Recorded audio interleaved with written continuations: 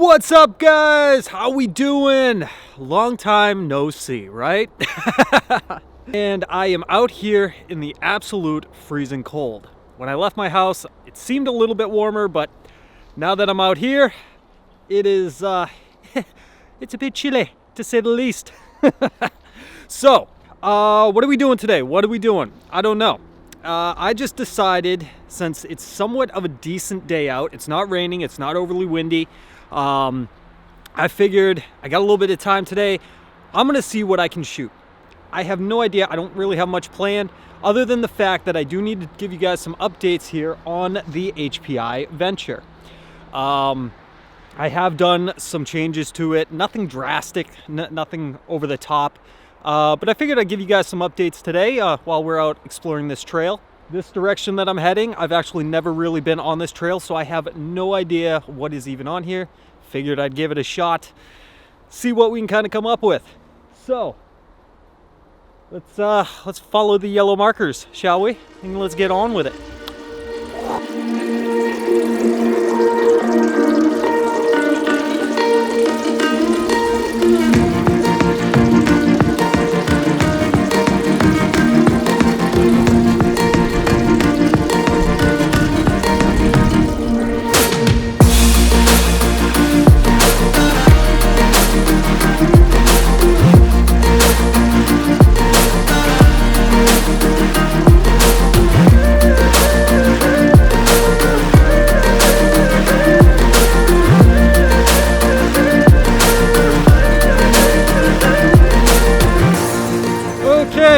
It is absolutely freezing out here.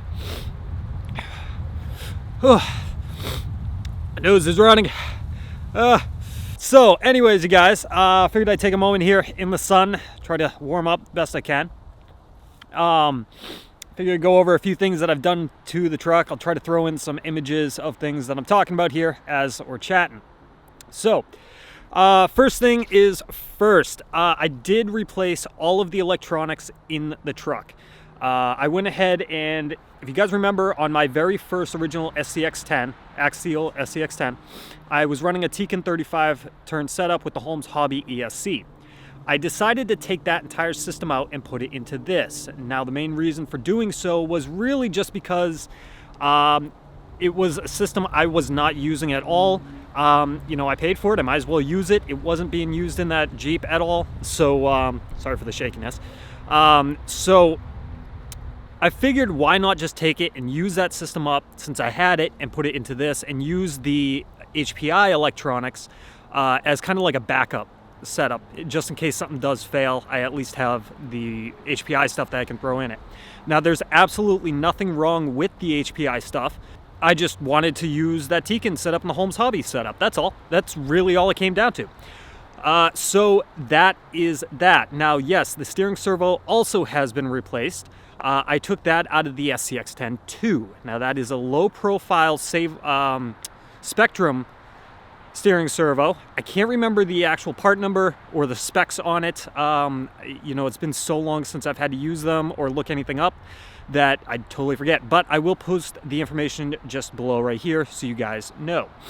Now, I did have to make some minor changes to the chassis slightly, basically on the front brace where the steering servo horn would be.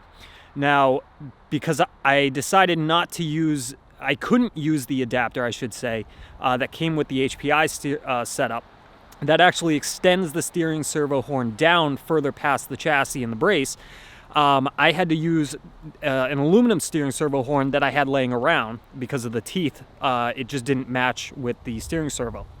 So I had to make some modifications, as you guys can see here, in order to make it so it turned without hitting the frame. Now, as far as I can tell, there's no real harm in doing that. It just now allows me to have full movement of the steering servo. So that is something you guys can try if you do run into that, is just by cutting that little section out so it allows the steering servo to have full movement.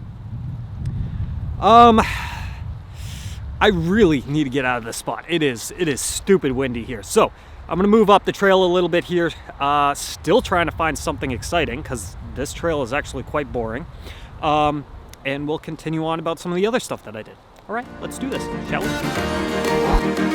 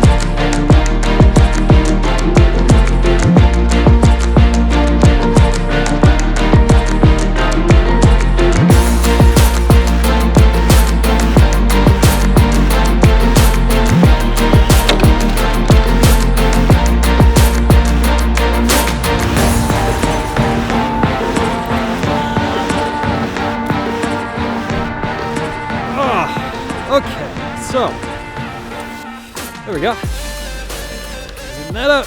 All right, cool. Let me take this off a little bit because it's not windy right here. It's nice. I enjoy it.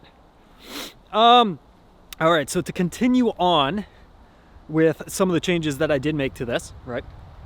You know what? I think it'd be cooler if I just realized my shoe is coming undone. Huh. Awesome. All right. So, Jeep's behind me. Where's the Jeep? There's the Jeep. Okay. So, what else have we done to this? Well, I went through both the front and rear diffs, transfer case, and transmission, and re-greased all of it. I did find that there wasn't a lot of grease in there to begin with, which is typical for a ready to run. But I decided to clean it all out, get rid of all the stock grease that was in there, and decide to put in some of the Cow RC Udder Butter grease that I use in practically all of my trucks. So I put all that through. It's nice and smooth. I don't notice any like free play in the drivetrain. Not as much anyways. So that's a plus. Also went through the shocks, front and rear, and decided to put 10-weight shock oil in both front and rear. Kind of as like a starting point, really. I don't know what was in them to begin with, but I can tell you they were only half full with the stock fluid that was in there.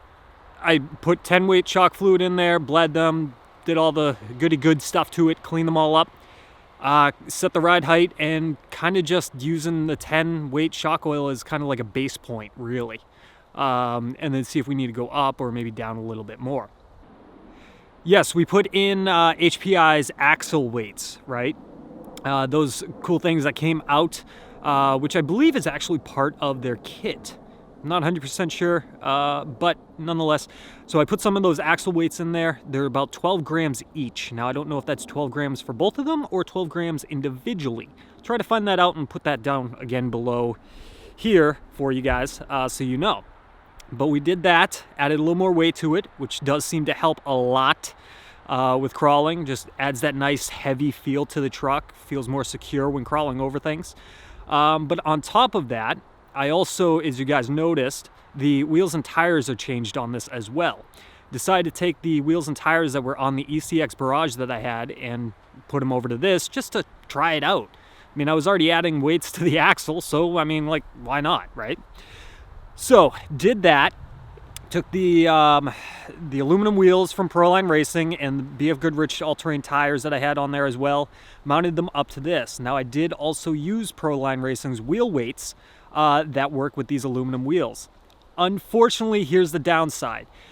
Those wheels are no longer available from Proline. They are discontinued. So, that does kind of suck, but the wheel weights will still work with other aluminum 5-lug style wheels. The SLW, I think, is what it is. It's been a while. I need to update myself on the terms. But they will work on other tires as well. Again, I'll post information down here when I'm done editing and all that fun stuff for you guys. So that's about it. I threw on some accessories, threw on some stickers, and that was kind of it.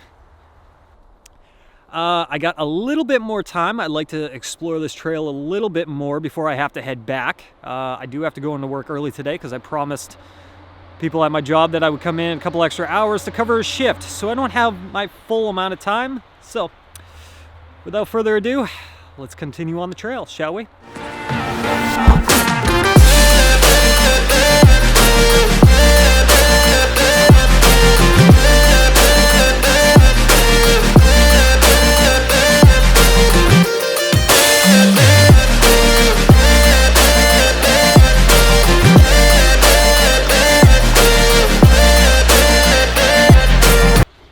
Okay, I did not realize what time it was.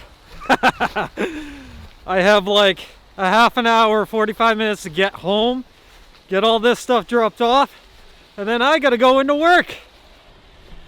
Woo! It is cold. My feet are frozen. The Venture is still trugging along.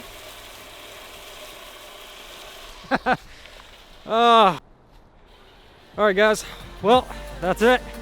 Just about at the truck now. So, as I always say, until next time you guys, I'll see you on the next RC Overload. Later.